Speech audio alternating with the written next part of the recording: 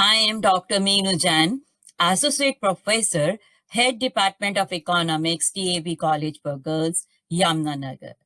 Today the topic is vicious circle of poverty. On the basis of economic development, we can divide the economies into two parts, developed economies and underdeveloped economies.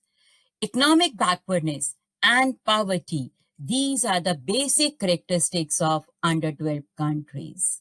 Many theories have been put forward to explain the economic backwardness and poverty of the underdeveloped countries. One of these is the theory of vicious circle of poverty. आर्थिक विकास के आधार पर हम economies को दो parts में divide कर सकते हैं, डेवलप्ड कंट्रीज और under developed countries. Economic backwardness and poverty under developed और डेवलपिंग इकोनॉमीज की बेसिक फीचर्स हैं और बहुत सारी थ्योरीज इन कॉजेस को एक्सप्लेन करती हैं कि अंडर डेवलप्ड कंट्रीज में इकोनॉमिक बैकवर्डनेस एंड पॉवर्टी क्यों होती है. विशियस सर्कल ऑफ पॉवर्टी भी उन थ्योरीज में से एक थ्योरी है. This theory was mainly propounded by Professor Ragnar Nurkse in his book Problem of Capital Formation in Underdeveloped Countries in 1953. Professor Ragnar नर्कसे ने 1953 में अपनी book problem of capital formation in अंडरडेवलप्ड countries में ये सिद्धांत दिया है. What is vicious circle of poverty? A country is poor because it is poor. आपने सुना होगा एक देश निर्धन है क्योंकि वो निर्धन है. It implies a circular constellation of forces acting and reacting in such a manner as to keep a country in a state of poverty. It implies a circular constellation of forces acting and reacting in such a manner as to keep a country in a state of poverty. जैसे stars में group होता है, sky में stars का group होता है, ऐसे ही under developed countries में फोर्सेस का ग्रुप होता है और ये सर्कुलर उसमें होता है, सर्कुलर ग्रुप होता है और इसमें फोर्सेस एक दूसरे पर इस तरह से एक्ट एंड रिएक्ट करती हैं कि वो कंट्री को पॉवर्टी की स्टेट में ही रखती हैं. Vicious circle of poverty is such a circular activity whose beginning is poverty and whose end is poverty. ये सर्कल में होती हैं और एक पॉइंट कहाँ से स्टार्ट होते हैं, पॉवर्टी से स्टार्ट होती हैं और पॉवर्टी पर ही ये सर्कल जो है वो खत्म हो जाता है. Now we will give the example of a domestic servant or a poor person. Poverty begets poverty. Owing to inadequate food, a poor man remains weak. It reduces its efficiency, thus lowers his earning. As a consequence of lower income, again, he will have less food, low efficiency, and thereby perpetuating the poverty. आप एक गरीब आदमी के बारे में सोचिए या फिर आप एक डोमेस्टिक सर्वेंट के बारे में सोच सकते हो कि उसे प्रॉपर खाना नहीं मिलता, जिसके कारण से वो क्या रहता है, कमजोर होता है, फिजिकली वीक होता है, स्किल्स नहीं होती उसके पास, वो उसकी एफिशिएंसी बहुत कम होती है, जिसके कारण से उसकी अर्निंग्स भी क्या होती हैं, कम होती हैं. अर्निंग्स कम होती हैं, इनकम कम होती है, जिसके कारण से दोबारा से वो क्या करेगा, उसके पास फिर फूड कम होगा, उसकी एफिशिएंसी फिर कम होगी.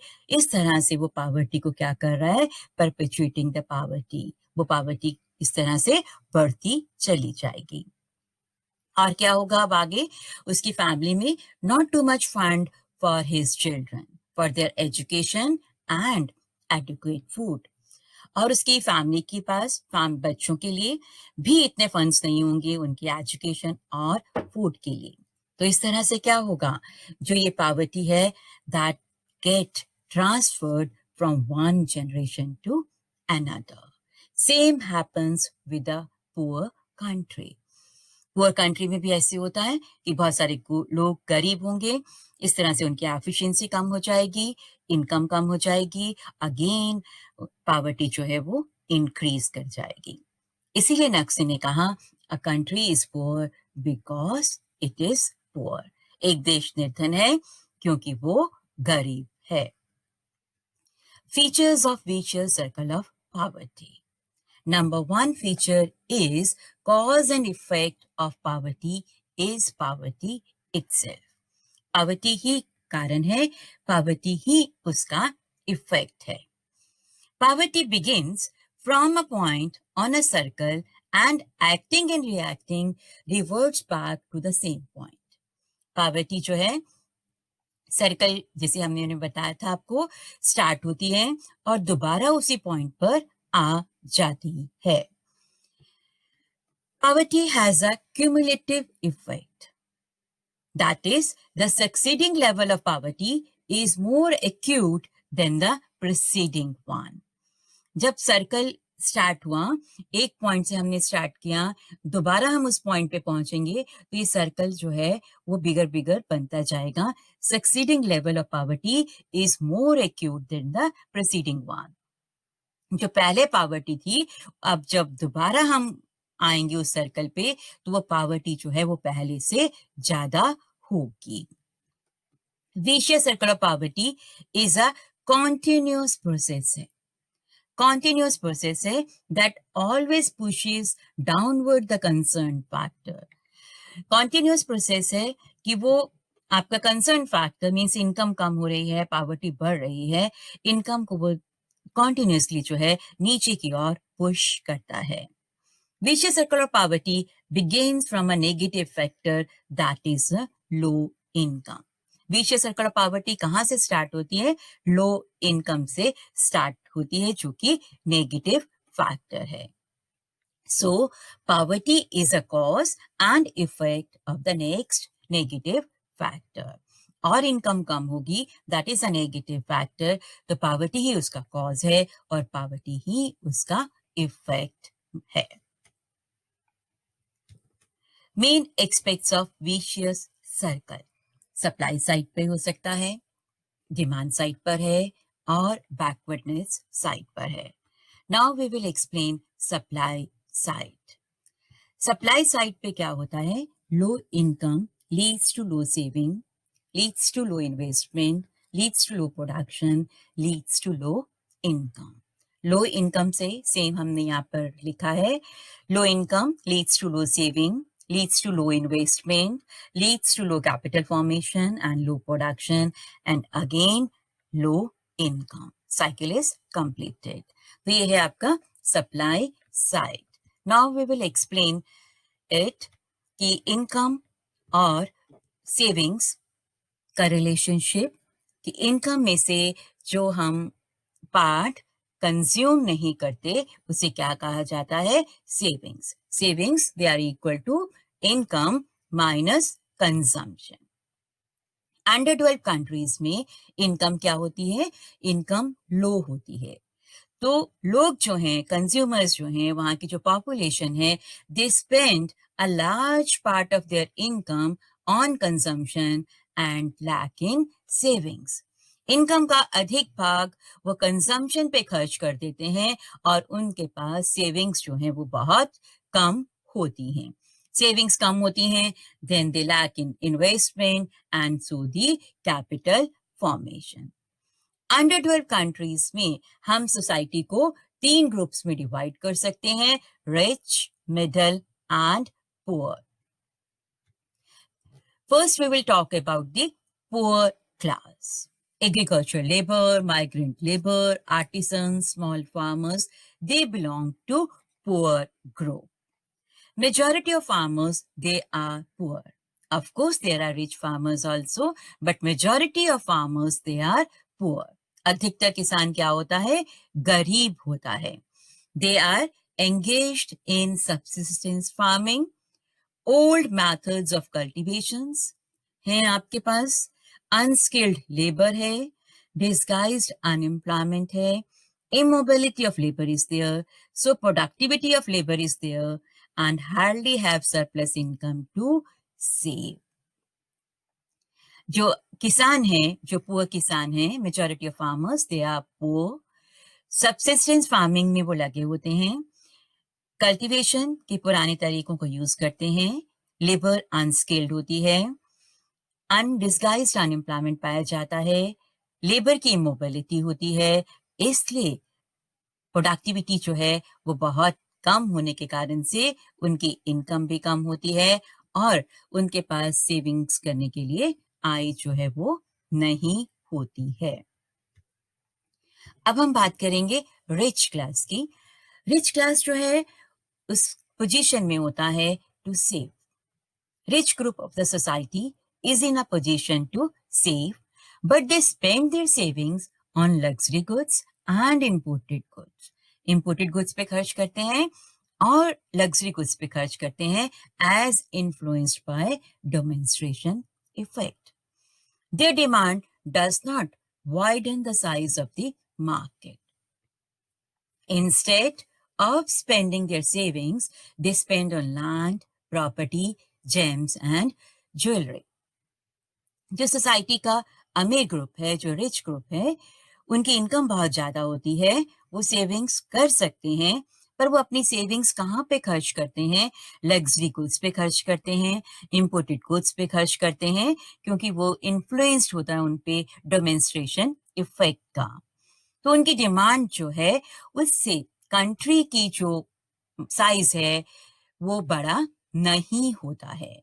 वो अपनी सेविंग्स को लैंड पे, प्रॉपर्टी पे, जेम्स पे, ज्वेलरी पे जो है वो खर्च करते हैं। Investment does not depend only on savings but also on desire for investment and facilities of investment. Investment जो है वो अकेला सेविंग्स पे ही डिपेंड नहीं करता। ऑफ कोर्स सेविंग्स जो है, पुअर क्लास की सेविंग्स, उनके पास इनकम नहीं होती। रिच क्लास जो है वो सेव कर सकता है, बट वो सेविंग्स जो है वो imported goods and luxury goods पे करता है, जिससे बाजार का आकार जो है वो बड़ा नहीं होता। इन्वेस्टमेंट जो है वो डिजायर फॉर इन्वेस्टमेंट और फैसिलिटीज ऑफ इन्वेस्टमेंट पर भी डिपेंड करता है। अंडर डेवलप्ड कंट्रीज में इन्वेस्टमेंट की जो फैसिलिटीज हैं वो क्या होती हैं? वो कम होती हैं। Volume of investment also depends on able entrepreneurs. These countries lack able and competent entrepreneurs. The social atmosphere of the rich class is such that they don't dare to take risks to set up a new industry. कितना investment होगा ये entrepreneurs के ऊपर भी depend करता है, पर under developed countries में एबल और कॉम्पिटेंट एंटरप्रेन्योर्स जो हैं वो कम होते हैं, क्योंकि वहां पर सोशल एटमॉस्फेयर ऐसा होता है कि एंटरप्रेन्योर्स रिस्क लेना ही नहीं चाहते हैं, क्योंकि डिमांड कम होती है, प्रॉफिट्स कम होते हैं, इसलिए वहां का सोशल एटमॉस्फेयर ऐसा होता है कि they don't want to take any risk to set up a new industry. Under developed countries में जो मीडियम इनकम ग्रुप है वो रिटेल बिजनेस में इन्वॉल्व होता है, वो भी कैपिटल फॉर्मेशन में इन्वॉल्व नहीं होता है। तो अंडर डेवलप्ड कंट्रीज में इन्वेस्टमेंट फैसिलिटीज और इंफ्रास्ट्रक्चर जो है वो कम पाया जाता है, इसलिए जो एंटरप्रेन्योर्स, कुछ एंटरप्रेन्योर्स, फ्यू एंटरप्रेन्योर्स जो रिस्क लेना चाहते हैं, जो इंडस्ट्री सेटअप करना चाहते हैं, वो भी नहीं करते हैं। अब हम करेंगे डिमांड साइड। डिमांड साइड पे what happens on demand side? Low income leads to low demand, low demand leads to low investment, then low productivity and low income. Low income leads to low demand, it leads to low inducement to investment, then low productivity due to low level of capital formation, then again we reach to low income. This is demand side. Demand side पर क्या होता है? According to Naqvi, in underdeveloped countries, on demand side, there is low purchasing power of the people results in low productivity. Under 12 countries में demand कम होती है क्योंकि उनकी income कम है, तो परचेसिंग पावर लोगों की कम है, जिसके कारण से लो प्रोडक्टिविटी पाई जाती है. फॉर एग्जाम्पल, अगर आपके पास 1000 रुपीज हैं तो आप गुड्स की ज्यादा डिमांड करते हो, और यही आपके पास जब 10,000 रुपीज हो जाते हैं तो आप ज्यादा गुड्स एंड सर्विसेज के डिमांड करोगे इन कंपेरिजन टू 1000 रुपीज. तो ऐसे ही अंडर 12 कंट्रीज में डिमांड कम क्यों होती है? क्योंकि वहां पर इनकम कम पाई जाती है, परचेसिंग पावर कम होती है, which results in low productivity. Investors, they don't set up industries on large scale. Productivity remains low, so the income. Investors industries को सेटअप नहीं करते, जिसके कारण से बहुत कम लोग करते हैं, बहुत कम एंटरप्रेन्योर्स इंडस्ट्रीज को सेटअप करते हैं, प्रोडक्टिविटी कम रहती है और डिमांड भी कम रहती है. Professor Nurkse has cited many examples. उन्होंने बहुत सारे एग्जांपल्स दिए हैं. For instance, an entrepreneur will not establish a modern shoe factory in a country where the people are poor and unable to purchase the shoes. Professor Nurkse कहते हैं, उन्होंने example दिया कि किसी एक कंट्री में जो कंट्री पुअर है और शूज खरीद नहीं सकती, इतनी परचेसिंग पावर नहीं है, ऐसे में एंटरप्रेन्योर वहां पर कोई भी मॉडर्न शू फैक्ट्री को सेटअप नहीं करेगा. ऐसे ही उन्होंने एग्जाम्पल दिया आयरन एंड स्टील इंडस्ट्री का. अगर आयरन एंड स्टील इंडस्ट्री इतना प्रोडक्शन करती है कि वो 3 आवर्स में ही कंट्री की रिक्वायरमेंट को फुलफिल कर देती है, then why there would be more such industries. अगर 3 घंटे में ही आयरन एंड स्टील इंडस्ट्री जो है डिमांड फुलफिल कर देती है, तो वहां पर और आयरन एंड स्टील इंडस्ट्रीज नहीं होंगी. इस तरह से डिमांड कम होने के कारण से प्रोडक्टिविटी कम होती है. Now backwardness side. Low income leads to low investment in education and health. It leads to low productivity, low efficiency. It leads to low production and low income. आय कम होती है. मैंने आपको पहले एग्जाम्पल दिया था पुअर पर्सन का और domestic servant का, कि उनकी इनकम कम होती है, जिसके कारण से वो एजुकेशन और हेल्थ में कम खर्च करेंगे और उनकी एफिशिएंसी कम होगी, बैकवर्डनेस पाई जाएगी. बैकवर्डनेस किस उसमें? एजुकेशन में वो पीछे होंगे, हेल्थ में पीछे होंगे, तो उनकी एफिशिएंसी कम होगी. एफिशिएंसी कम होने पर प्रोडक्टिविटी कम होगी. अगेन प्रोडक्टिविटी कम होने पर इनकम कम पाई जाएगी. Meyer and Baldwin has described a third vicious circle on capital deficiency due to market perfections. Market imperfections पाई जाती हैं, स्किल कम होती है, लो लेवल ऑफ नॉलेज है, पुअर हेल्थ है, अनएम्प्लॉयमेंट है, जिसके कारण से नेचुरल रिसोर्सेज का ऑप्टिमम एलोकेशन नहीं हो पाता और ना ही यूटिलाइजेशन हो पाता है. रिजल्ट क्या होता है? Under development and economic backwardness होती है. नेक्स्ट हम करेंगे कि इसको हम कैसे सॉल्व कर सकते हैं. According to Nurkse, the circle is not unbreakable. इसको हम ब्रेक कर सकते हैं. Once it is broken, the very fact the relation is circular trends to make for cumulative advance. इसको हम तोड़ सकते हैं, ये अनब्रेकेबल नहीं है. रिलेशन सर्कल में है, अगर एक बार टूट जाता है तो इट कैन बी बेनिफिशियल. तो ये हमारे लिए, किसी भी कंट्री के लिए बहुत बेनिफिशियल होता है. Supply side can be broken by increasing the saving. Supply side को अगर हमें तोड़ना है, विशियस सर्कल ऑफ पॉवर्टी को, तो सेविंग्स को बढ़ाना होगा. Demand side can be broken by widening the size of the market, and backwardness side can be broken by investing in human resources. First हम करेंगे सेविंग्स को हम कैसे इंक्रीज कर सकते हैं. Increase in saving is very essential. The same be invested in production activities.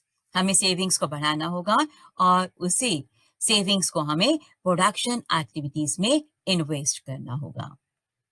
Savings को बढ़ाने के लिए अननेसेसरी एक्सपेंडिचर्स को हमें कम करना होगा। इन underdeveloped economies, possibilities of voluntary savings are remote. लोग अपनी इच्छा से कम सेविंग्स करते हैं, इसलिए कंपल्सरी गवर्नमेंट को कंपल्सरी सेविंग स्कीम्स जो हैं और अधिक से अधिक स्टार्ट करनी चाहिए। बैंकिंग फैसिलिटीज रूरल एरियाज में हमें एक्सपैंड करनी चाहिए। That will help in mobilising the savings. Incentives दिए जाने चाहिए सेवर्स को और इन्वेस्टर्स को जो है इंसेंटिव्स दिए जाने चाहिए सेवर्स एंड इन्वेस्टर्स को। According to Naqvi, a breakthrough on demand side can be bought by dashing initiatives on the part of entrepreneurs. नक्शे कहते हैं अगर हमें डिमांड साइड के विशियस सर्कल ऑफ पॉवर्टी को अगर हमें तोड़ना है तो क्या होना चाहिए? It can be brought about by dashing initiatives on the part of entrepreneurs. जो प्रोड्यूसर्स हैं, जो उद्यमी हैं, उनको बहुत सारे इनिशिएटिव्स लेने होंगे। उनके इनिशिएटिव से ही क्या होगा? इकोनॉमी में विशियस सर्कल ऑफ पॉवर्टी को हम तोड़ पाएंगे। It is necessary to extend the size of the market that is increasing demand so that investors may get necessary inducement to invest. Entrepreneurs को या इन्वेस्टर्स को निवेश करने का कब इंसेंटिव्स मिलेंगे? जब बाजार का आकार जो है वो बड़ा हो जाएगा। उसके लिए क्या कहा गया कि उसके लिए इन्वेस्टमेंट करना होगा। Huge investment can be in public sector. Public sector में बहुत अधिक निवेश करना होगा as private sector does not come forward due to low profitability. Profits कम होते हैं, इसलिए प्राइवेट सेक्टर जो है वो ज्यादा इन्वेस्ट नहीं करता है। ऐसे में पब्लिक सेक्टर में अधिक से अधिक इन्वेस्टमेंट होना चाहिए और ये इन्वेस्टमेंट शॉर्ट पीरियड और लॉन्ग पीरियड दोनों में किया जा सकता है। In order to get quick returns in the short period, investment should be made in agriculture, irrigation and consumer good industries. अगर हमें शॉर्ट पीरियड में बहुत जल्दी रिटर्न्स चाहिए, क्विक रिटर्न्स अगर हमें चाहिए, तो हमें इन्वेस्टमेंट किस में करना होगा? एग्रीकल्चर में, इरिगेशन में, कंज्यूमर गुड इंडस्ट्री में। In the long run, investment can be in basic industries और river valley projects. Long period में इन्वेस्टमेंट कहाँ हो सकता है? बेसिक इंडस्ट्रीज में और रिवर वैली प्रोजेक्ट्स में किया जा सकता है। इसके लिए proper monetary and fiscal policy should be adopted. Professor नक्शे सेज कि एग्रीकल्चर सेक्टर में डिस्गाइज्ड अनएम्प्लॉयमेंट जो है वो 20 से 30% तक जो है वो होता है और उसको हमें यूज करना चाहिए for financing capital formation. Disguised unemployment को हम इकोनॉमिक डेवलपमेंट के लिए हमें यूज करना चाहिए। Disguised unemployment is a instrument for the economic development. अगर डोमेस्टिक सेविंग्स कम है तो हमें फॉरेन कैपिटल को यूज करना चाहिए। Strategies about the investment. Professor Naqvi has suggested the strategy of balanced growth. उन्होंने कहा कि सभी सेक्टर्स में हमें इन्वेस्ट करना चाहिए क्योंकि demand for one sector will be created by another sector. सभी सेक्टर्स में एक साथ निवेश होगा तो एक सेक्टर की मांग जो है वो कौन क्रिएट करेगा? जो दूसरे सेक्टर में जो काम करने वाले हैं वो पहले वाले सेक्टर के प्रोडक्ट की डिमांड करेंगे। But some economist, Hirschman, Singer, Fleming, they were in favour of policy of unbalanced growth. उन्होंने कहा अनबैलेंस्ड ग्रोथ जो है it is more practical and beneficial क्योंकि अंडर डेवलप्ड कंट्रीज में हम सभी सेक्टर्स में एक साथ इन्वेस्ट नहीं कर सकते बिकॉज कैपिटल शॉर्टेज पाई जाती है। इसलिए उन्होंने कहा कि अनबैलेंस्ड ग्रोथ को जो है अडॉप्ट करना चाहिए। In order to remove the backwardness of human resources, massive arrangement should be made. अगर हमें ह्यूमन रिसोर्सेज में जो बैकवर्डनेस पाई जाती है उसके लिए हमें क्या करना होगा, उसके लिए हमें मैसिव अरेंजमेंट्स करने होंगे। एजुकेशन के लिए उनको टेक्निकल स्किल प्रोवाइड करने के लिए, ट्रेनिंग प्रोवाइड करने के लिए, public health care facilities provide करने के लिए, सैनिटेशन एंड इंफॉर्मेशन के लिए। Proper use of resources and self-reliant policies of the government can also help in breaking this cycle. Natural resources का proper use करना होगा और गवर्नमेंट की सेल्फ रिलायंट पॉलिसीज को हम अडॉप्ट करेंगे तो उससे क्या होगा, इस सर्कल को हम ब्रेक कर सकते हैं। विशियस सर्कल ऑफ पॉवर्टी को क्रिटिसाइज किया गया है। Main points of this criticism are, कौन कौन से पॉइंट्स हैं? Number 1 is empirical wrong.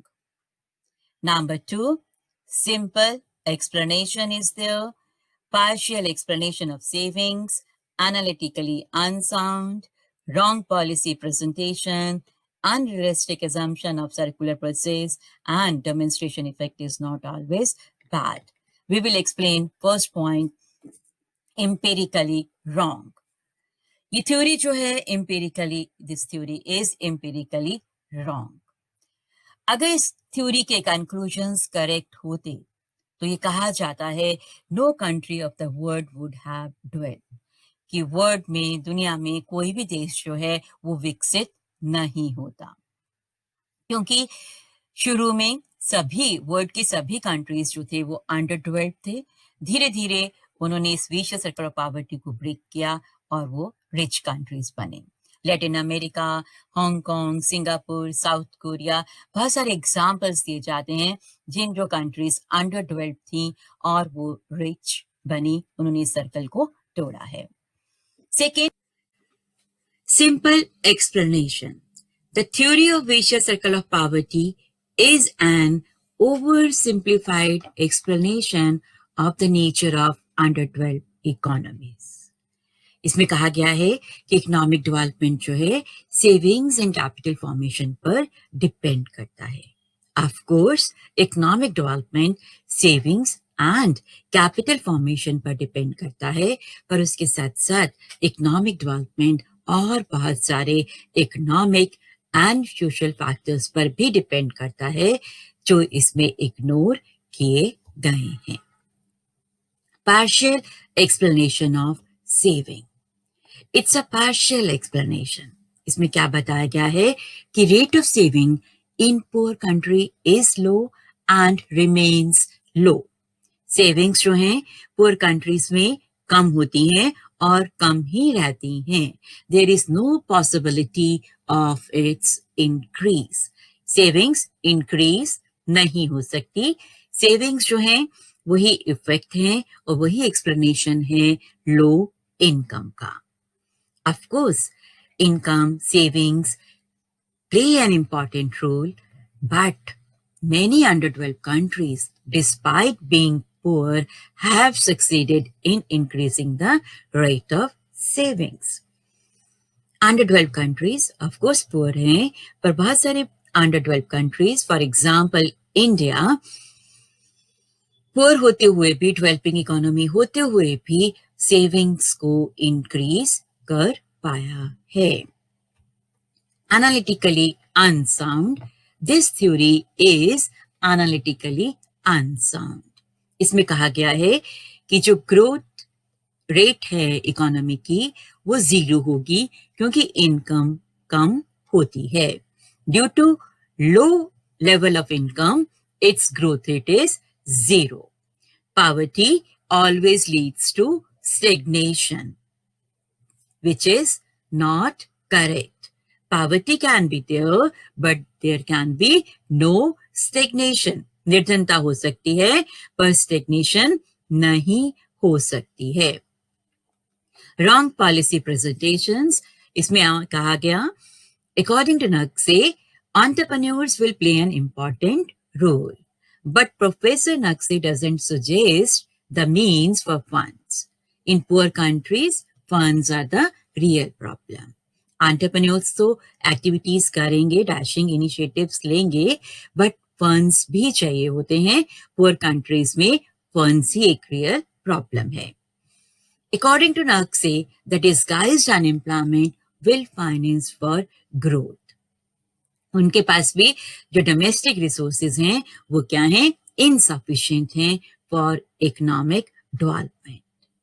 It is not possible to withdraw disguised unemployed persons from fields. Labour में इमोबिलिटी पाई जाती है तो लेबर अपना घर छोड़कर कहीं भी नहीं जाना चाहता. Unrealistic assumption of circular process. It does not happen. Income कम पाई जाती है पर कुछ फैक्टर्स के कारण से कई बार क्या होता है? There is increase in investment. For instance Gulf countries, वहां पे ऑयल को एक्सप्लोर करने के लिए वहां पर इन्वेस्टमेंट इंक्रीज हुआ और इन्वेस्टमेंट इंक्रीज होने के कारण से वहां पर इनकम में वृद्धि हुई. Demonstration effect is not always bad. जब हम दूसरी कंट्रीज के पैटर्न को देखते हैं तो countries learn new methods of production and variety in consumption. Similar to these can be adopted which help in improving technology.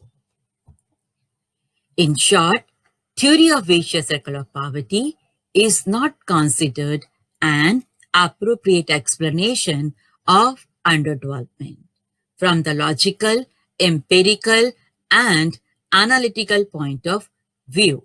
But the main contribution of this theory is that it has highlighted the importance of saving and capital formation to the economic development of an underdeveloped countries. Vicious circle of poverty, logical, empirical और analytical point of view से appropriate explanation नहीं समझी जाती economic development के लिए, but still it's very important as it has highlighted the importance of saving and capital formation.